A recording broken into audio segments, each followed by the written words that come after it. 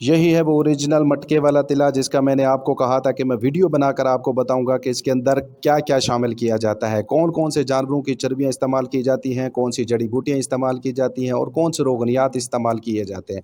सबसे पहले इसके अंदर कोबरा काले नाग की जो है चर्बी निकाल कर इस घड़े में डाली जाती है। इस चर्बी का इस्तेमाल होता है। इसके अलावा बब्बर शेर की चर्बी इसके अंदर डाली जाती है। बब्बर शेर वो जो पोस्टमार्टम के लिए आते हैं, उनसे चर्बी एक्सट्रैक्ट करके इस घड़े के अंदर महफूज कर ली जाती है और इससे तिला तैयार किया जाता है, जिसको मटके वाला तिला कहते हैं।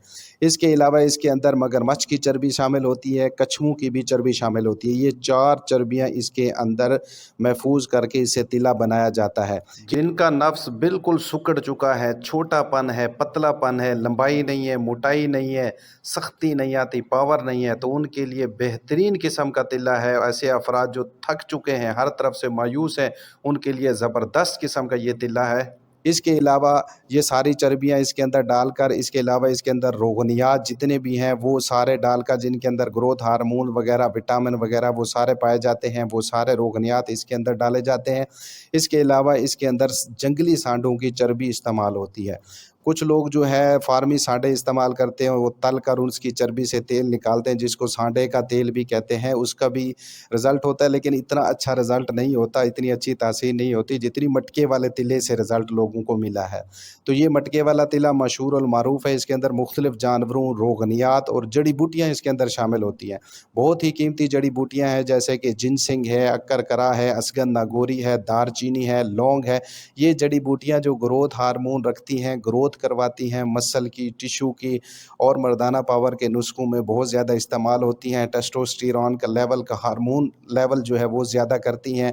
वैसोडाइलेशन उज़ो तनासुल में करवाती हैं। तो इसके अलावा जो जंगली सांडे हैं, इनकी भी चर्बी इसके अंदर इस्तेमाल की जाती है। वो अफराद जो कहते हैं ना कि तिले इस्तेमाल किए लेकिन रिजल्ट नहीं आता, ऐसे अफराद जिनका नफ्स बिल्कुल सिकुड़ चुका हो, छोटा हो गया हो, अंदर की तरफ दब गया हो, छिछड़ा बन चुका हो, लंबाई नहीं हो, मोटाई नहीं हो, तो उनके लिए बेहतरीन किस्म का तिला है।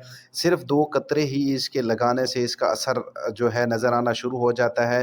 नफ्स में ग्रोथ होने शुरू हो जाती है। जैसे जैसे लगाते रहेंगे वैसा वैसा जो है रिज़ल्ट तेज़ होता जाएगा और 1 महीने के अंदर अंदर नफ्स की लंबाई, मोटाई भी हो जाएगी और ताकत भी बहाल हो जाएगी।